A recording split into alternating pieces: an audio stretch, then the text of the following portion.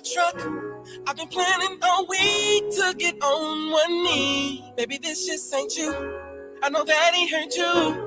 And with nothing alike, I'll prove it all tonight. And you know I love you, and everything will be cool. And you say you love me, and forget all your pain. You know this is true. I'm doing all this for you. So in and out, you don't have to. You don't have to turn the page. I'm this forever story.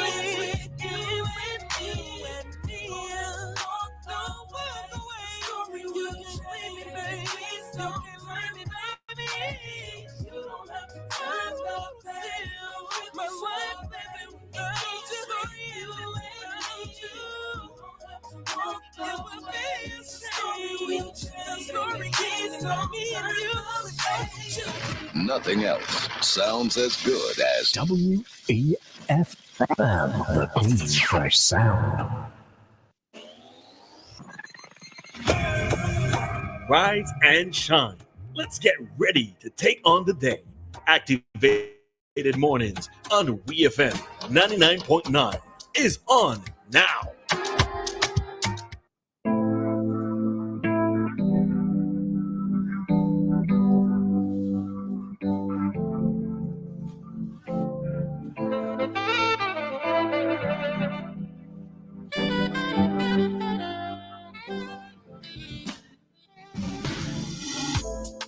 Good morning, SVG. Good morning, good morning, good morning, SVG. How are you doing? Oh, sorry.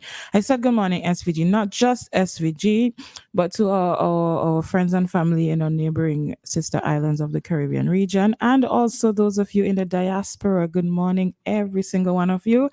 I hope that, you're feeling a little good this morning.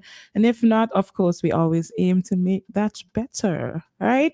So we are here with our activated mornings, our first talk of the morning.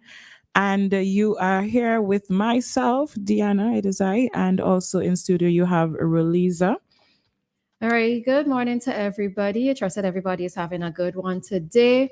Yes, it is Thursday. Many of us look forward to this day because the next day is Friday, which means that we have the weekend to spree our rest or do whatever it is that we want. All right.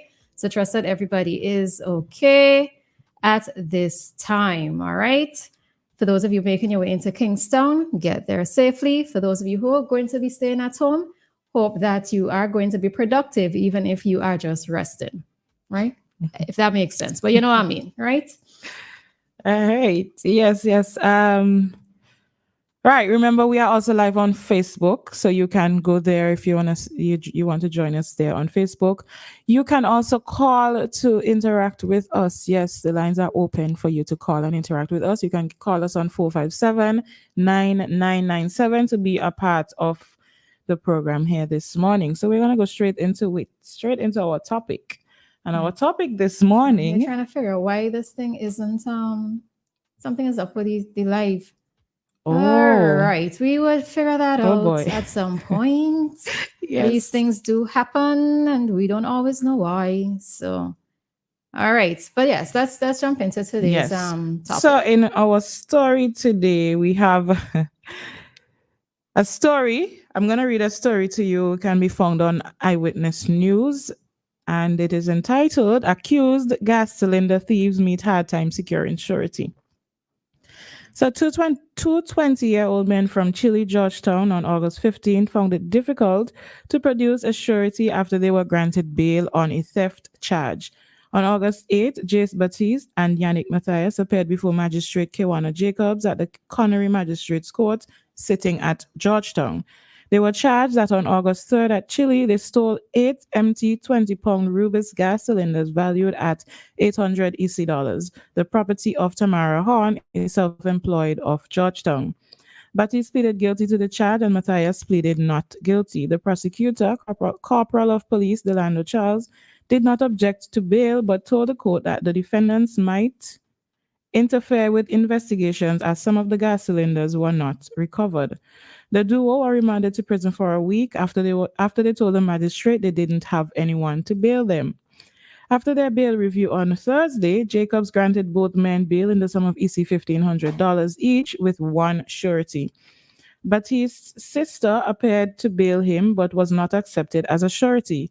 Then his brother applied to be considered a surety but was also rejected by the court as he was expected to travel soon.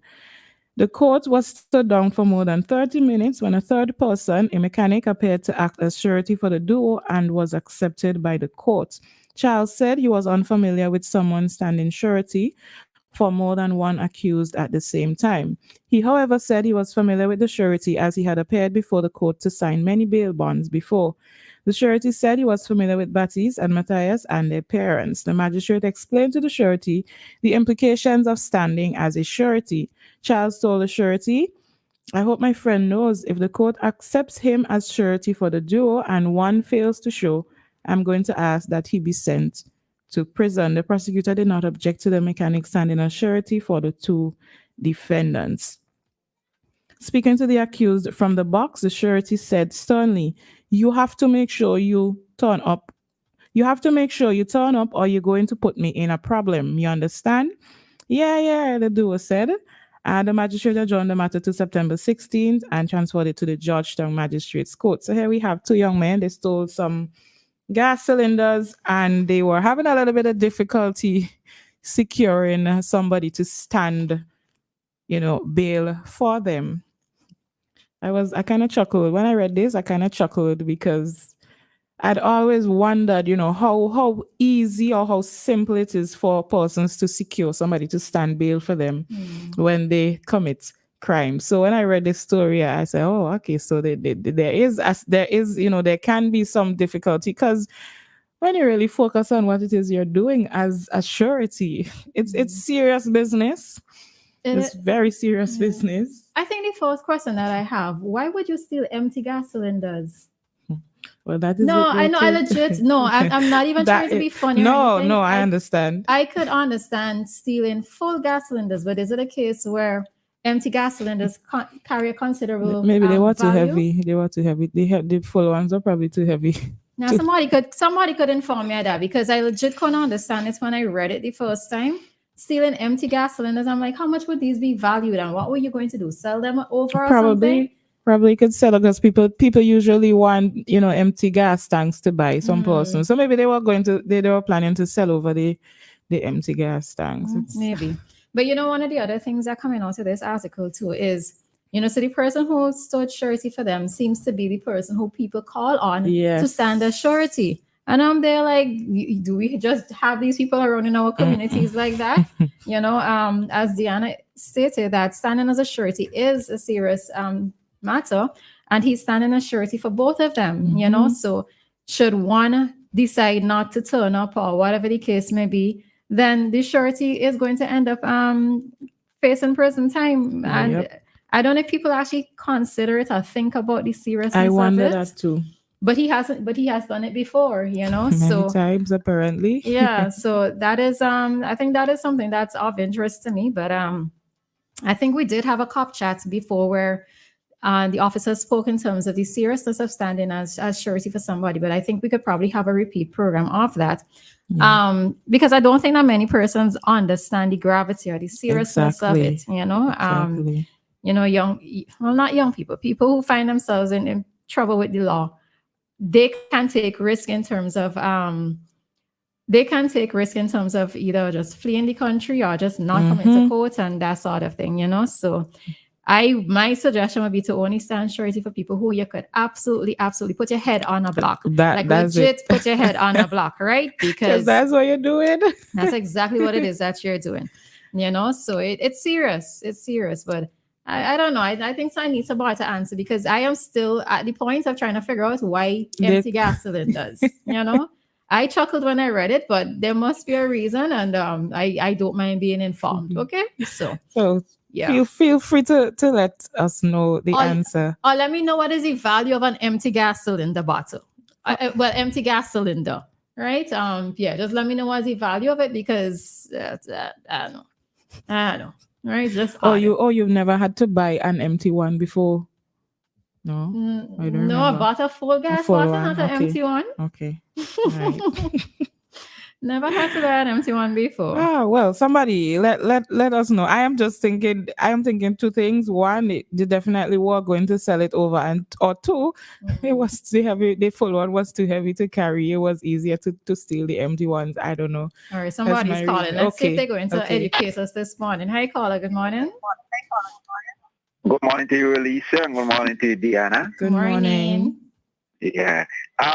Empty gas bottle is $100. So somebody on the live actually just said that as well, so on the WhatsApp. Okay. Oh. So that's $800. Okay. Not that I'm saying it makes it Yeah. right, but okay. You know, I'm not just telling you. Yeah. Okay. Hey. Okay. Thanks for informing me. Thanks. Wow. All right. So that's $800. All Okay, right. there we have our answer. Very interesting. There we have it. Really interesting. All right then. All right, So so on to another interesting story. All right, so there's a story here that's on As Well News Network. Police are investigating vehicle burnings. Oh, and for the persons who commented on the WhatsApp in terms of informing us, thanks very much for that. Right. So jump into another story. Police are investigating vehicle burnings as 3 cars destroyed by fire in recent incidents. Right. Police are investigating a series of vehicle burnings that have occurred in recent months, resulting. Oh boy, Dianna, continue reading. okay. All All right, so I'm a little bit under the weather, police are folks, so- investigating a series of vehicle burnings that have occurred in recent months, resulting in the destruction of 3 cars under suspicious circumstances. The incidents involve vehicles that were either reported stolen or found ablaze shortly after being taken. The first incident occurred on July 20th, 2024, when a red Nissan Sylphy was reported stolen from Villa around midnight. The car was later discovered in Otley Hall, completely destroyed by fire.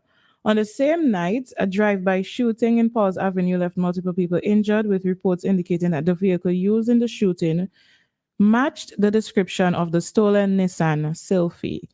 The car's owner was questioned by police but has since been released. On August 14th, a second vehicle was targeted in Calder, where an unknown individual reportedly broke into the parked car before setting it on fire. Witnesses nearby heard the sound of breaking glass and saw a person fleeing the scene as the vehicle was engulfed in flames. The latest incident occurred last Friday when another vehicle was stolen from the Villa area while the female owner was out liming. The car was found burned the next morning on a road leading to the pond in Rawaku.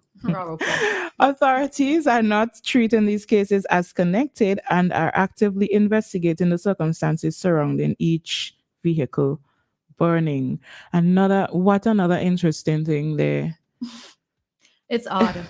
It's very odd. And I think for me, what's even more odd in a sense, where the police, the last sentence in the story says authorities are not treating the cases as connected and are actively investigating the circumstances. I mean, yes, that is fine on its own.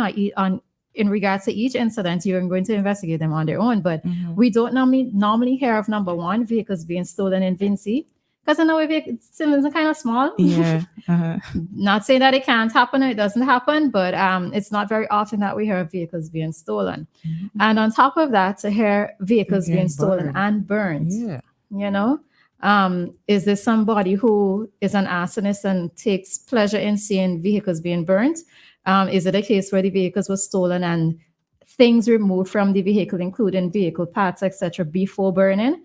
It is interesting. And, you know, I think one of the other things to know is, because we hardly hear of these incidents happening here in SVG, it's almost now like you have to be so on guard. Exactly.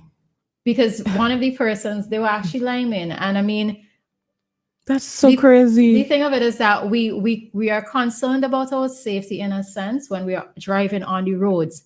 I am not going to be concerned about parking my vehicle, especially if it's in a lit area or whatever, going to lime and then coming back to realize that my vehicle is stolen. Exactly. You know? So I just found it so strange when I read it. I'm like, these people keep coming up with new crimes to commit. And like you said, I was intrigued by the fact that the police are not treating them as connected. Obviously, they have to know why, right? But it's odd is definitely the word to describe it. Because how? And not so you thought that, you know, your vehicle would be safe parked outside your home. Now you have a new fare unlocked when you go out, how you're going to secure your vehicle, what is going to happen to your vehicle just in case. No, it's Yeah, and that's the thing. I mean, so you might be used to hearing, or we are used to hearing of vehicles being broken into and things stolen from the vehicles, not the whole vehicle being stolen and burnt on top of exactly. that. And while you're not okay with people stealing things from your vehicle, I mean, it's a lot easier to replace the stolen things than an entire vehicle. Once that's burnt, nothing can be salvaged. That and I mean, my whole thing too is that people, I mean, criminals generally don't care. They don't have a heart. Otherwise, if they did, they won't be doing what they're doing. But you might actually still be paying for this vehicle, right? Yeah. This vehicle might be not just your mode of transportation for pleasure, but it could also be a business vehicle. Exactly. For some person, the vehicle overlaps, So when you have to deprive someone, yes, you in one way breaking into the vehicle is already bad enough, but you're depriving them of a whole vehicle. Whole thing. For you to have to start again to get another vehicle, or even I'm not even sure how an insurance would treat situations like this. I'd have to find out on my own. But it's just one of those things where criminals don't care, and it's the implications of their actions Exactly. that puts you in a bind. And might put you in a bind for a very long time. That is exactly it, because it's not a cheap thing to have to replace. I don't have a vehicle, and I honestly can't imagine what persons that have a vehicle are thinking right now, because now you have this extra precaution that you now have to take. Let's say you probably were comfortable parking it up here and walking all down there. Now you're gonna start wondering, should I do that? Even parked outside your own gates if you don't have a garage. Yep. I am really hoping that we don't hear another vehicle is burnt, because I mean, if that does happen, is it then a pattern? I don't know. I'm just 3 saying. weeks is a pattern for me. After 2, it was a pattern. So yeah, it is. Yeah, that's what it is for me. All right. Something was going to say, and I forget. This is the second day that this is happening, but I don't understand why. Right? My brain gone to fever. I have a fever in my brain right now. Hot girl status, like literal hot girl status. Normally I'm lukewarm, but I'm a hot girl status taking on a new meaning here this morning, Roleza. Poor Dianna has to social distance from me, but we're troopers. We're gonna rock it out. We're gonna tough it out. All right. Come on. All right. So we see the call coming in, but we have to take a break at this time as we have to present traffic talk at 7:35, and then a reminder that at 7:45 we have Ponder on These Things with Lansford Weeks, and then at 8 o'clock we have Cop Chat, and today's topic will be empowering modern policing through education. All right. So don't move.